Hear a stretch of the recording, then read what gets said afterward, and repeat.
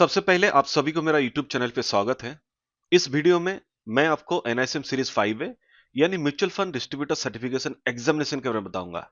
ये कोर्स उतनी डिफिकल्ट है भी नहीं। आप चाहे तो इस कोर्स को सिर्फ 7 दिन में भी क्लियर कर सकते हैं। इस कोर्स के बारे में आपको अगर अधिक जानकारी चाहिए तो आप मेरा वेबसाइट विजिट कर सकते हैं। मेरा वेबसाइट है www.secretsofstockmarket.in। इस वेबसाइट को विजिट करके आप फ्री में रजिस्ट्रेशन कर सकते हैं और वहां पर कई तरह का मॉक टेस्ट अवेलेबल है। आप उसको फ्री में अटेंड कर सकते हैं और अपना नॉलेज भी टेस्ट कर सकते हैं। इसी तरह आपको कॉन्फिडेंस मिलेगी और एक ही बार इस सर्टिफिकेशन का एग्जाम देकर आप अपना एग्जाम क्लियर कर सकते हैं और अपना सर्टिफिकेशन पा सकते हैं। आपको तो पता ही है, ये जो सर्टिफिकेशन है NISM यानी national institute of securities market offer करती है। इसकी अपनी सिलेबस भी है और जैसे कि मैंने कहा, इस सिलेबस की हर एक चैप्टर को मैं एक एक करके डिस्कशन करूंगा। एक एक चैप्टर के लिए एक एक वीडियो अपलोड करूंगा ताकि आपको पूरी तरह समझ में आए। इस वीडियो में मैं आपको चैप्टर 7 यानी net asset value, total expenses ratio, pricing of units के बारे में डिस्कशन करूंगा। इस चैप्टर की वेटेज है 8 यानी NISM की एग्जाम में आपको इस चैप्टर से 8 क्वेश्चन मिल सकती है। तो चलिए आगे बढ़ते हैं। सबसे पहले इस चैप्टर की एजेंडा के ऊपर बात कर लेते हैं। एजेंडा के हिसाब से सबसे जो पहला टॉपिक है वो है फेयर वैल्यूएशन, जहां पर सेबी द्वारा मेंशन की गई फेयर वैल्यूएशन करने के लिए जो 10 प्रिंसिपल है, इन 10 प्रिंसिपल के ऊपर बात करेंगे। उसके बाद बात करेंगे म्यूचुअल फंड स्कीम की नेट एसेट की कंपटीशन के बारे में और नैब की कंपटीशन के बारे में भी डिस्कशन करेंगे। इसके बाद मैं आपको बताऊंगा डिविडेंड और डिस्ट्रीब्यूटेबल जो रिजर्व है उसके बारे में जानकारी दूंगा। इसके बाद म्यूचुअल फंड स्कीम की एंट्री लोड क्या होती है, एग्जिट लोड क्या होती है, उसका पूरा कॉन्सेप्ट क्लियर करूंगा एग्जाम्पल के साथ, और नैब के ऊपर इसका इंपैक्ट क्या है उसके ऊपर भी बात करूंगा। इसके बाद मैं आपको बताऊंगा की अकाउंटिंग एंड रिपोर्टिंग रिक्वायरमेंट्स के बारे में, और इस चैप्टर की एजेंडा की जो आखिरी टॉपिक है सेग्रीगेटेड पोर्टफोलियो के लिए नैव, टोटल एक्सपेंसेस रेशियो और यूनिट के प्राइसिंग के बारे में बात करूंगा। एजेंडा के हिसाब से सबसे पहला टॉपिक है फेयर वैल्यूएशन प्रिंसिपल। थोड़ी देर पहले ही जब मैं इस चैप्टर की एजेंडा के बारे में डिस्कशन कर रहा था, वहां पर मैंने क्लियरली बोला कि फेयर वैल्यूएशन की 10 प्रिंसिपल है जो सेबी द्वारा मेंशन की गई है। देखिए, म्यूचुअल फंड इन्वेस्टर चाहे तो किसी भी समय म्यूचुअल फंड के यूनिट्स को रिपर्चेज कर सकते हैं और उसको अगर पैसों की जरूरत पड़ती है तो ऐसे केसेस में म्यूचुअल फंड के यूनिट्स को रिडीम भी कर सकते हैं। लेकिन सवाल है, कोई एक म्यूचुअल फंड के इन्वेस्टर जब वो परचेज करते हैं यूनिट्स को या फिर यूनिट्स को जब रिडीम करते हैं, उसकी वैल्यूएशन कैसे होगी, कौन सी रेट में रिपर्चेज होगी, कौन सी रेट में रिडीम होगी, यहां पर एक फेयर ट्रीटमेंट की जरूरत पड़ती है।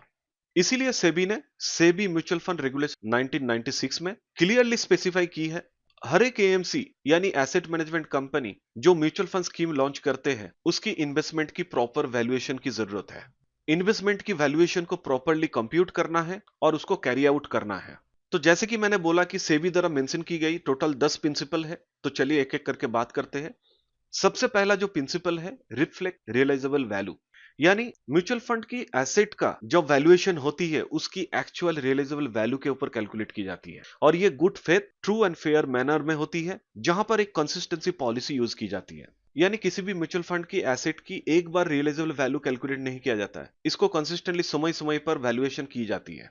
इसके बाद दूसरी इंपॉर्टेंट प्रिंसिपल है बोर्ड अप्रूव मेथोडोलॉजी, यानी म्यूचुअल फंड की चाहे किसी भी तरह की एसेट हो, उसको जब वैल्यूएशन होती है उस समय उसकी मेथोडोलॉजी कौन सी यूज होती है, उस मेथोडोलॉजी को AMC का बोर्ड ऑफ डायरेक्टर द्वारा अप्रूव की जाती है और उसको प्रॉपर्ली डॉक्यूमेंटाइज किया जाता है। अगर किसी भी नए सिक्योरिटीज को म्यूचुअल फंड स्कीम में ऐड किया जाता है तो ऐड करने से पहले उसकी भी वैल्यूएशन करने का रूल्स को प्रॉपर्ली एस्टेब्लिश की जाती है, उसके बाद उसको ऐड की जाती है। तीसरी इंपॉर्टेंट जो प्रिंसिपल है कंसिस्टेंसी एंड पॉलिसी। यहां पर देखिए, म्यूचुअल फंड की एसेट की जो वैल्यूएशन होती है वो कंसिस्टेंटली होती है। थोड़ी देर पहले ही मैंने बताया, सिर्फ एक बार कैलकुलेट नहीं की जाती, ये कंसिस्टेंटली होते रहते हैं क्योंकि वैल्यूएशन चेंज होते रहती है। अगर स्टैंडर्ड मार्केट कोट अगर फॉल हो जाती है ऐसे एक्सेप्शनल इवेंट के केस में, तो ऐसे केसेस में म्यूचुअल फंड की एसेट की वैल्यूएशन करने का जो ऑल्टरनेटिव प्रोटोकॉल्स की आउटलाइन है उसकी पॉलिसी क्लियरली होना चाहिए। फेयर वैल्यूएशन की प्रिंसिपल नंबर 4 पीरियोडिक रिव्यू, चलिए उसके बारे में बात करते हैं। जैसे कि हम सभी को पता है, AMC का जो बोर्ड ऑफ डायरेक्टर है वो वैल्यूएशन मेथोडोलॉजी को अप्रूव करते हैं। एक बार अप्रूव होने के बाद वो क्या परमानेंट हो जाती है, फिक्स हो जाती है, क्या फिर उसको चेंज भी कर सकते हैं? देखिए, मैं आपको क्लियरली बता दूं, मार्केट कंडीशन कभी फिक्स नहीं रहती, उसकी शिफ्टिंग होते रहती है। इसीलिए वैल्यूएशन भी एप्रोप्रिएट होना चाहिए, एक्यूरेट होना चाहिए। इसीलिए पीरियोडिकली वैल्यूएशन मेथोडोलॉजी को रिव्यू की जाती है। अगर चेंज करना है तो ऐसे केसेस में एएमसी का जो बोर्ड ऑफ डायरेक्टर है उसका अप्रूवल लेकर चेंज भी किया जा सकता है। Principle number 5, segregation of duties, इसके बारे में बात करते हैं। जैसे कि मैंने बोला कि एएमसी के जो बोर्ड ऑफ डायरेक्टर है वैल्यूएशन पॉलिसी और प्रोसीड्यूर को अप्रूव करती है। यह अप्रूवल इसीलिए की जाती है कि किसी भी तरह की कॉन्फ्लिक्ट ऑफ इंटरेस्ट को एड्रेस किया जा सके। Principle number 6, disclosure and transparency, इसके बारे में बात करते हैं। देखिए, वैल्यूएशन पॉलिसी और प्रोसीड्यूर जो एएमसी के बोर्ड ऑफ डायरेक्टर अप्रूव करती है, इसमें क्या है, उसका प्रॉपर डिस्क्लोजर रहना चाहिए। इसीलिए हर एक एएमसी इस डिस्क्लोजर को स्टेटमेंट ऑफ एडिशनल इंफॉर्मेशन यानी साई डॉक्यूमेंट्स में इसको पब्लिश करती है।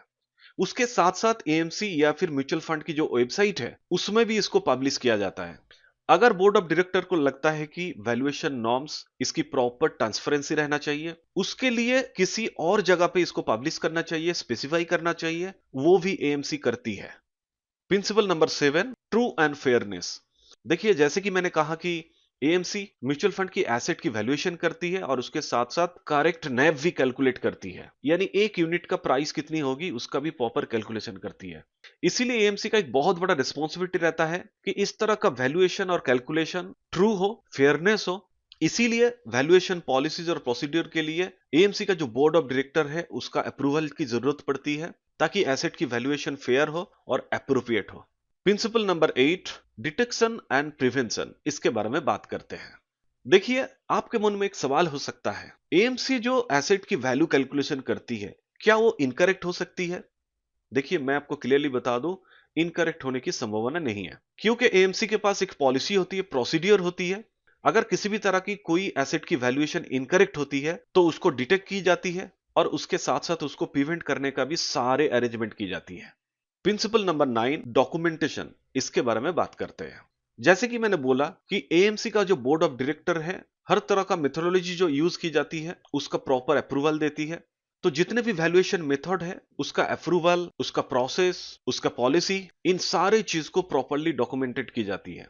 स्पेशली जब मार्केट में एक्सेप्शनल इवेंट्स होती है या फिर मार्केट कोटेशन अवेलेबल नहीं है, ऐसे केसेस में तो डॉक्यूमेंटेशन होना मैंडेटरी है। फेयर वैल्यूएशन की आखिरी और 10वीं जो प्रिंसिपल है वो है वैल्यूएशन ऑफ डेब्ट एंड मनी मार्केट सिक्योरिटीज। आपके मन में एक सवाल हो सकता है कि डेब्ट और मनी मार्केट सिक्योरिटीज की वैल्यूएशन कैसे होती है? देखिए, मैं आपको क्लियरली बता दूं, इसकी भी वैल्यूएशन फेयरनेस होती है। इस तरह की सिक्योरिटीज या फिर इसके जैसे सिक्योरिटीज जो पब्लिक प्लेटफॉर्म में ट्रेड होती है, तो कौन सी प्राइस में ट्रेड हो रही है उसी प्राइस को म्यूचुअल फंड के एसेट की वैल्यूएशन के टाइम में कंसीडर की जाती है। आशा करता हूं सेबी द्वारा मेंशन की गई जो 10 प्रिंसिपल है म्यूचुअल फंड एसेट की फेयर वैल्यूएशन करने की, आपको समझ में आया। देखिए, म्यूचुअल फंड का इन्वेस्टर जो म्यूचुअल फंड में पैसा निवेश करते हैं उस पैसे को म्यूचुअल फंड मैनेजर अलग अलग जगह पे निवेश करते हैं, जैसे कि सिक्योरिटीज में, मनी मार्केट इंस्ट्रूमेंट में, प्राइवेटली प्लेस्ड डिवेंचर में, सिक्योरिटाइज डेब्ट इंस्ट्रूमेंट में, गोल्ड रिलेटेड इंस्ट्रूमेंट में, रियल एस्टेट एसेट या फिर इंफ्रास्ट्रक्चर डेब्ट इंस्ट्रूमेंट और कई तरह का एसेट्स है जहां पर पैसे को निवेश किया जा सकता है। लेकिन आपके मन में एक सवाल हो सकता है, हर तरह का इंस्ट्रूमेंट के लिए वैल्यूएशन करने का प्रोसेस क्या सेम होता है या फिर अलग अलग होता है? देखिए, एएमसी जब नेट एसेट वैल्यू कैलकुलेट करती है, डिटरमाइन करती है, तो उस समय सेबी और एमफी का जो वैल्यूएशन करने का जो गाइडलाइंस है उसको मेंटेन करके करती है। इसीलिए जितने भी एएमसी है सबके लिए रूल सेम है।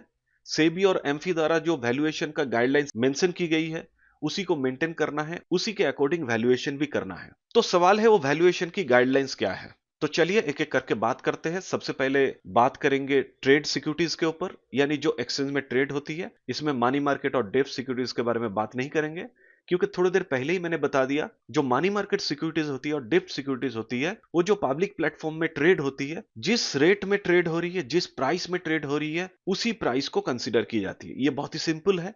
लेकिन जो सिक्योरिटीज एक्सचेंज में ट्रेड हो रही है उसकी वैल्यूएशन कैसे की जाती है उसके बारे में बात करेंगे। और उसके साथ साथ जो सिक्योरिटीज एक्सचेंज में ट्रेड नहीं हो रही है, एक्सक्लूडिंग मनी मार्केट और डेब्ट सिक्योरिटीज, तो उस तरह का जो नॉन ट्रेडेड सिक्योरिटीज है उसकी वैल्यूएशन की गाइडलाइंस क्या है उसके बारे में भी बात करेंगे। तो चलिए सबसे पहले बात करते हैं इस तरह की सिक्योरिटीज जो एक्सचेंज में ट्रेड होती है, यानी ट्रेडेड सिक्योरिटीज के बारे में। देखिए, ट्रेडेड सिक्योरिटीज यानी जो सिक्योरिटी स्टॉक एक्सचेंज में ट्रेड हो रही है, तो जिस दिन ट्रेड होती है उस दिन का जो लास्ट कोटेड क्लोजिंग प्राइस है उसी प्राइस को कंसीडर की जाती है नेट एसेट वैल्यू कैलकुलेट करने की टाइम पे। अब मान लीजिए किसी एक पर्टिकुलर डे में जिस दिन वैल्यूएशन की जा रही है उस दिन उस पर्टिकुलर सिक्योरिटीज उस एक्सचेंज में ट्रेड नहीं हो रही है, तो ऐसे केसेस में वैल्यूएशन कैसे कैलकुलेट की जाती है? इसका बहुत ही सिंपल सा आंसर है, अगर वही सिक्योरिटीज दूसरी स्टॉक एक्सचेंज में ट्रेड हो रही है तो उस दिन का जो लास्ट कोटेड क्लोजिंग प्राइस है उसी को कंसीडर की जाती है। और ऐसा भी हो सकता है कि इस तरह की सिक्योरिटीज मान लीजिए किसी भी स्टॉक एक्सचेंज में एक पर्टिकुलर वैल्यूएशन डे में ट्रेड नहीं हो रही है, तो इस केस में वैल्यूएशन का प्रोसेस क्या है? तो मैं आपको क्लियरली बता दूं, अगर किसी एक पर्टिकुलर वैल्यूएशन की डे में अगर उस सिक्योरिटीज के ऊपर किसी भी स्टॉक एक्सचेंज में ट्रेड नहीं हो रही है तो ऐसे केसेस में स्टॉक एक्सचेंज का अर्लीस्ट प्रीवियस डे का जो लास्ट कोटेड क्लोजिंग प्राइस है उसी को कंसीडर किया जाएगा। अगर अर्लीस्ट प्रीवियस डे भी कोई ट्रेड नहीं हो रहा है तो ऐसे केसेस में maximum 30 days prior to the valuation date consider किया जा सकता है। तो किसी भी हालत में 30 दिन से ज्यादा जो लास्ट कोटेड क्लोजिंग प्राइस है उसको कंसीडर नहीं किया जाता है, तो मैक्सिमम 30 डेज कंसीडर किया जाता है। अगर कोई सिक्योरिटीज मोर देन 30 डेज किसी एक स्टॉक एक्सचेंज में ट्रेड नहीं हो रही है, इसका मतलब वो नॉन ट्रेडेड स्किप्ट है। अगर फंड मैनेजर म्यूचुअल फंड का पैसा किसी नॉन ट्रेडेड स्किप्ट के ऊपर निवेश करते हैं तो उसकी वैल्यूएशन कैसे होगी? तो ऐसे केसेस में उसकी वैल्यूएशन होती है on the basis of capitalization of earning उसके ऊपर, या फिर in combination with the net asset value के ऊपर कैलकुलेट की जाती है। नॉन ट्रेडेड सिक्योरिटीज में अगर कोई कन्वर्टेबल डिवेंचर है या फिर बॉन्ड्स है उसका भी वैल्यूएशन की जाती है, लेकिन अलग से वैल्यूएशन की जाती है। तो एजेंडा के हिसाब से नेक्स्ट टॉपिक है म्यूचुअल फंड स्कीम का नेट एसेट का कंप्यूटेशन का प्रोसेस, और उसके साथ साथ नैव यानी नेट एसेट वैल्यू का कंप्यूटेशन का प्रोसेस के बारे में बात करेंगे। सबसे पहले बात करेंगे म्यूचुअल फंड स्कीम का नेट एसेट की कंप्यूटेशन की प्रोसेस के बारे में। आपके मन में एक सवाल हो सकता है, नेट एसेट क्या होती है? देखिए मैं आपको क्लियरली बता दूं, तीन चीज को मिलाकर नेट एसेट कैलकुलेट होती है। पहली चीज है कितनी पैसा निवेश की गई है, दूसरी चीज है जो पैसा स्कीम में निवेश की गई है उसमें से कितना प्रॉफिट आ रही है, और तीसरी इंपॉर्टेंट चीज है इन्वेस्टमेंट करने के बाद जो इन्वेस्टमेंट पोर्टफोलियो बनती है उसकी जो एप्रिसिएशन है। इन तीनों को मिलाकर नेट एसेट बनती है। तो सिंपल सी बात है, जब म्यूचुअल फंड स्कीम का पैसा निवेश करके इन्वेस्टमेंट पोर्टफोलियो बनाई जाती है उसमें से जो भी सिक्योरिटीज होती है उसकी मार्केट प्राइस अगर बढ़ती है तो ऐसे केसेस में नेट एसेट भी इंक्रीज हो जाती है। तो ऐसे समय इन्वेस्टमेंट में जो सिक्योरिटीज होती है उस सारे सिक्योरिटीज को सेल नहीं की जाती है, उसको होल्ड करके रखा जाता है, और जो भी प्रॉफिट बनती है उसको रियलाइज किया जाता है। तो नेट एसेट को अगर आसानी से समझना चाहते हैं तो मैं आपको एक एग्जांपल देता हूं ताकि आपको पूरी तरह समझ में आए। मान लीजिए इन्वेस्टर ने किसी भी म्यूचुअल फंड स्कीम का 20 करोड़ यूनिट्स परचेज की है और एक एक यूनिट्स का वैल्यू है 10 रुपया, जिसको हम लोग नैव कहते हैं। तो टोटल है 20 करोड़ यूनिट्स और एक एक यूनिट्स का वैल्यू है 10 रुपया, यानी टोटल यूनिट वैल्यू है 200 करोड़। अब 200 करोड़ में से 140 करोड़ इक्विटी मार्केट में निवेश की गई है जहां से 10% की एप्रिसिएशन मिली है, और बाकी जो बैलेंस 60 करोड़ है उसको bank deposits money market instrument में निवेश की गई है। तो इसी तरह इंटरेस्ट और डिविडेंड मिलाकर 8 करोड़ रुपए की कमाई हुई है, और स्कीम रिलेटेड जो एक्सपेंसेस है 4 करोड़ की जो ऑलरेडी पेड हो चुकी है, और फर्दर एक्सपेंसेस के लिए 1 करोड़ रुपया और पेएबल है। तो ये एग्जांपल का कंडीशन है, सिचुएशन है। इसको अगर स्कीम की एसेट और लायबिलिटी का लिस्ट बनाएं तो उसकी टेबल कुछ इस तरह दिखती है। तो लायबिलिटी का अगर कैलकुलेशन करें, जैसे कि मैंने कहा कि 20 करोड़ टोटल यूनिट्स है और एक एक यूनिट्स का वैल्यू है 10 रुपया, तो टोटल यूनिट्स कैपिटल होती है 200 करोड़। उसके साथ साथ प्रॉफिट है 3 करोड़ रुपया। आप प्रॉफिट कैसे कैलकुलेट करेंगे? टोटल इंटरेस्ट और डिविडेंड मिली है 8 करोड़, उसमें से एक्सपेंसेस ऑलरेडी पेड है 4 करोड़, उसको माइनस कर दीजिए, और उसके साथ साथ 1 करोड़ रुपया का एक्सपेंसेस और पेएबल है तो उसको भी माइनस कर दीजिए। तो कुल मिलाकर टोटल प्रॉफिट होती है 3 करोड़। और जैसे कि मैंने बोला कि 200 करोड़ में 140 करोड़ रुपया इक्विटी मार्केट में इन्वेस्ट हुई है जहां पे 10% की एप्रिसिएशन हुई है। तो कैपिटल एप्रिसिएशन होती है 140 करोड़ के ऊपर 10%, यानी 14 करोड़ रुपया। तो 200 करोड़, 3 करोड़ और 14 करोड़ इन तीनों को मिलाकर होती है इस स्कीम की यूनिट्स होल्डर्स की फंड है जिसकी वैल्यू है 217 करोड़। और जैसे कि मैंने कहा कि 1 करोड़ अमाउंट की एक्सपेंसेस जो पेएबल है उसको भी ऐड कर लीजिए क्योंकि ये लायबिलिटी है। तो टोटल स्कीम की लायबिलिटी है 218 करोड़। तो ये है टोटल लायबिलिटी। अगर एसेट साइड में कैलकुलेट करें तो एसेट साइड में भी टोटल एसेट कैलकुलेट होकर आएगी 218 करोड़। क्योंकि जो इन्वेस्टमेंट मार्केट में है 140 करोड़ रुपया, उसमें 10% इंक्रीज हुई है, कैपिटल एप्रिसिएशन हुई है, तो 10% यानी 14 करोड़, तो 140 के साथ 14 करोड़ ऐड कर लेते हैं तो 154 करोड़ है इन्वेस्टमेंट की मार्केट वैल्यू। और उसके साथ साथ बैलेंस अमाउंट 60 करोड़ जो बैंक डिपॉजिट्स और मनी मार्केट इंस्ट्रूमेंट में निवेश की गई है, उसमें से 8 करोड़ इंटरेस्ट और डिविडेंड के रूप में मिली है और 4 करोड़ एक्सपेंसेस पे की गई है। यानी 4 करोड़ अगर माइनस कर दे, यानी इंटरेस्ट और डिविडेंड में से अगर 4 करोड़ माइनस कर दे तो 4 करोड़ बैलेंस रहती है। तो 60 करोड़ और 4 करोड़ मिलाकर टोटल 64 करोड़ बनती है। तो 154 करोड़ और 64 करोड़ इन दोनों को मिलाकर होती है म्यूचुअल फंड स्कीम की टोटल एसेट वैल्यू, जिसकी वैल्यू है 218 करोड़। यानी टोटल लायबिलिटी और टोटल एसेट दोनों के दोनों 218 करोड़, दो जो बिल्कुल सेम है। आशा करता हूं म्यूचुअल फंड स्कीम की नेट एसेट कैसे कैलकुलेट की जाती है ये आपको बिल्कुल समझ में आया। अब आप जानना चाहते हैं कि नैब की वैल्यू कैसे कैलकुलेट की जाती है। नैब की फुल फॉर्म है net asset value. Net asset का वैल्यू का मतलब है म्यूचुअल फंड स्कीम का एक यूनिट का वैल्यू कितनी है। जैसे कि मैंने एग्जांपल पे लिया था 10 रुपया स्टार्टिंग में, तो 10 रुपया उसकी वैल्यू है।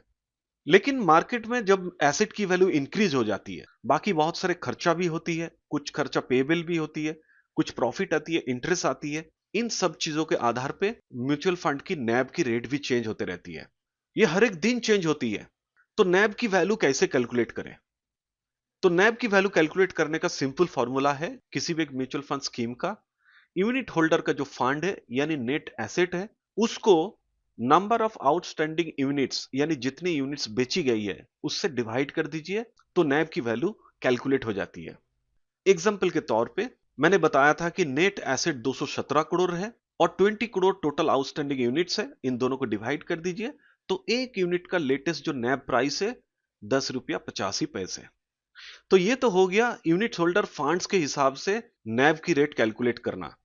लेकिन अगर टोटल एसेट के साथ लायबिलिटी को कंबाइन करके अगर नैब का रेट कैलकुलेट करते तो उसके लिए फॉर्मूला यही होता है total asset minus liability other than to unit holders.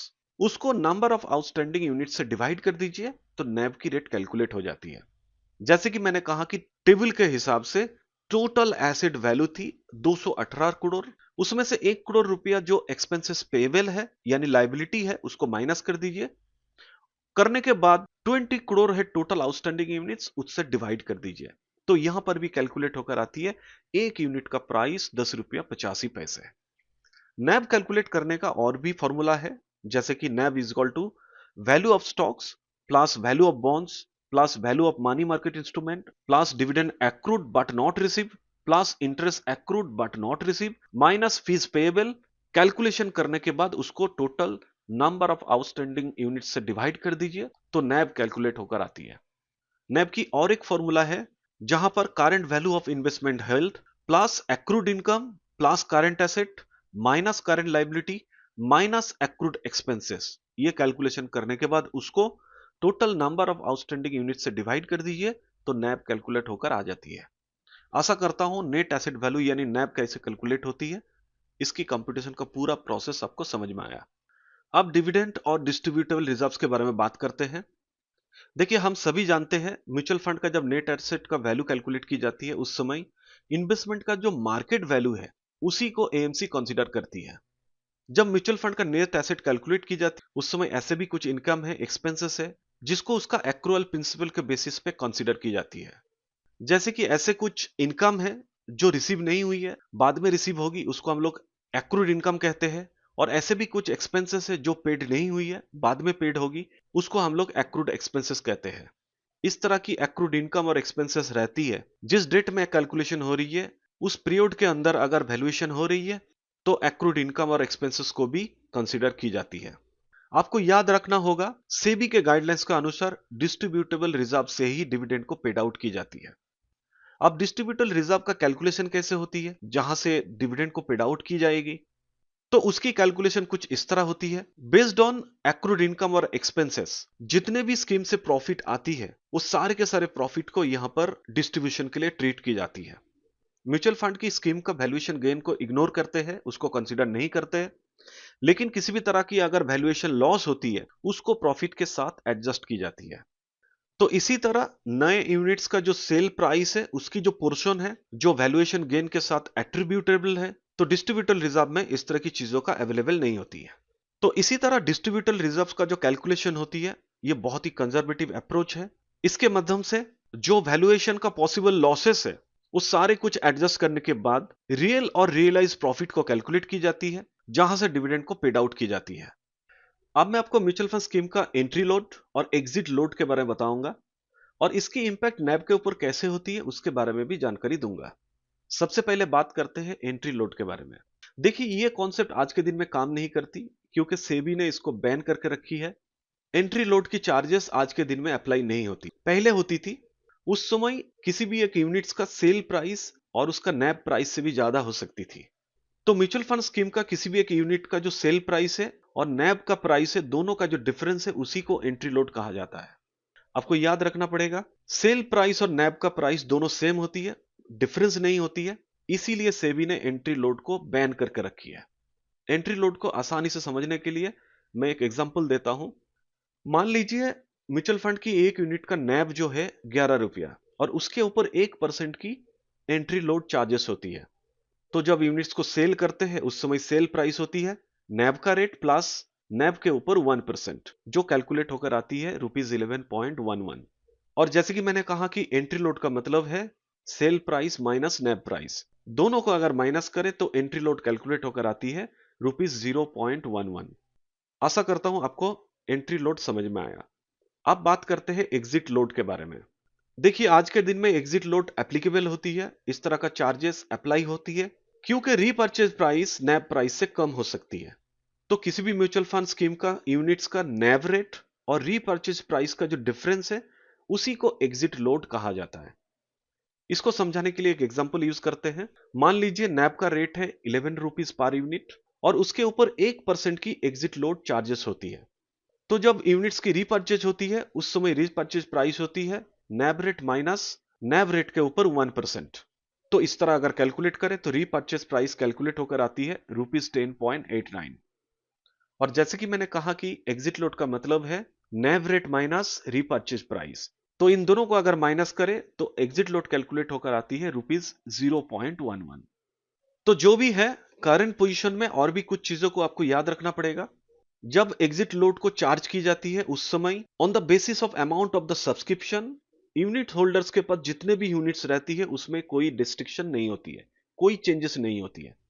दूसरी बात, अगर बोनस यूनिट एलोकेट की जाती है उसके ऊपर किसी भी तरह की कोई एग्जिट लोड चार्ज नहीं होती।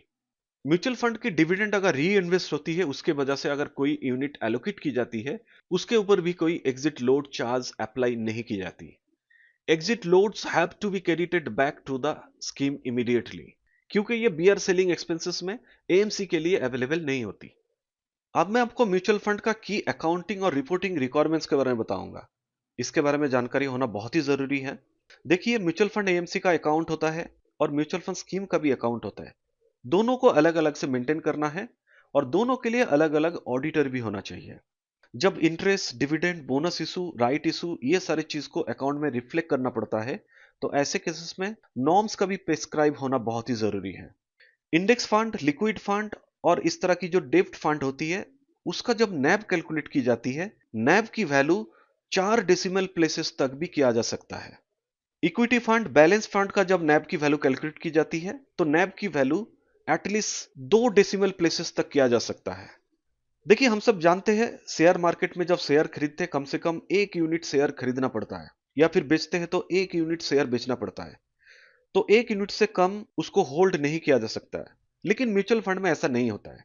म्यूचुअल फंड में कोई भी इन्वेस्टर फ्रैक्शन ऑफ 1 यूनिट भी होल्ड कर सकते, बाय कर सकते, सेल कर सकते हैं। मतलब 1 यूनिट से कम यूनिट भी जो फ्रैक्शन में होती है उसको होल्ड किया जा सकता है, बाय किया जा सकता है, सेल किया जा सकता है। और मैं आपको एक चीज बता दूं नैब के बारे में, portfolio related, scheme accounts related जो डिस्क्लोजर होती है उसकी फ्रीक्वेंसी क्या है, कब उसको कहां पर पब्लिश करना है, उसके बारे में प्रीवियस चैप्टर में उसके बारे में मैंने डिटेल्स में जानकारी दिया। अब एजेंडा के हिसाब से जो आखिरी टॉपिक है म्यूचुअल फंड का सेग्रीगेटेड पोर्टफोलियो का नैव, टोटल एक्सपेंस रेशियो और प्राइसिंग ऑफ यूनिट्स के बारे में जानकारी दूंगा। तो चलिए उसके बारे में बात करते हैं। अगर कोई क्रेडिट इवेंट होती है या फिर लिक्विडिटी रिस्क रिलेटेड कोई डील होती है तो ऐसे केसेस में सारे इन्वेस्टर को फेयर ट्रीटमेंट की जरूरत पड़ती है। तो सेबी ने इसके लिए परमिशन दे रखी है। म्यूचुअल फंड स्कीम के माध्यम से डेब्ट और मनी मार्केट इंस्ट्रूमेंट में एक सेग्रीगेटेड पोर्टफोलियो बनाया जा सकता है। लेकिन जब किसी भी तरह की कोई सेग्रीगेटेड पोर्टफोलियो बनाया जाता है, उसकी नैब, टोटल एक्सपेंसेस रेशियो और यूनिट्स का जो प्राइसिंग है, इन सारे चीज को जब कैलकुलेट की जाती है, उसके लिए कुछ की प्रोविजन भी होती है। तो चलिए उन सारे प्रोविजन के ऊपर बात करते हैं। सबसे पहला प्रोविजन है, सेग्रीगेटेड पोर्टफोलियो जब बनाया जाता है, एएमसी उसके ऊपर किसी भी तरह की कोई इन्वेस्टमेंट फीस या फिर एडवाइजरी फीस अप्लाई नहीं कर सकती, इस तरह की चार्ज नहीं ले सकती। सेग्रीगेटेड पोर्टफोलियो में जो भी इन्वेस्टमेंट रिकवरी होती है, उसके ऊपर प्रोरेटा बेसिस में टोटल एक्सपेंसेस रेशियो को चार्ज किया जा सकता है। लेकिन आपको ध्यान रखना पड़ेगा, इसमें इन्वेस्टमेंट फीस, एडवाइजरी फीस को एक्सक्लूड किया जाता है। उसके साथ साथ आपको याद रखना है, सेग्रीगेटेड पोर्टफोलियो का जो नैब का वैल्यू है, वो डेली बेसिस में डिक्लेयर करना पड़ता है। सेग्रीगेटेड पोर्टफोलियो रिलेटेड जो भी डिस्क्लोजर है, वो सारे के सारे डिस्क्लोजर उसकी स्कीम रिलेटेड डॉक्यूमेंट्स में अपीयर होना बहुत ही जरूरी है। इस तरह की पोर्टफोलियो डिस्क्लोजर मंथली बेसिस में डिस्क्लोज किया जा सकता है, हाफ ईयरली बेसिस में डिस्क्लोज किया जा सकता है, और उसके साथ साथ म्यूचुअल फंड्स का जो स्कीम है, उसकी एनुअल रिपोर्ट में भी डिस्क्लोज किया जा सकता है। आशा करता हूं मेरा ये वीडियो आपको अच्छा लगा। अगर अच्छा लगा तो प्लीज मेरे यूट्यूब चैनल को सब्सक्राइब कर दीजिए और बेल आइकन को जरूर दबाइए, ताकि नेक्स्ट जब वीडियो मैं अपलोड करूंगा, उसकी नोटिफिकेशन आपको तुरंत मिले। आप चाहे तो मेरा वीडियो को लाइक कर सकते हैं और अपने दोस्त को भी शेयर कर सकते हैं। अगर आपको किसी भी तरह की कोई डाउट से क्वेरीज है, तो कमेंट सेक्शन में जाकर आप कमेंट भी लिख सकते हैं। तो stay healthy, be happy. Thank you so much for watching this video and please take care. Happy learning.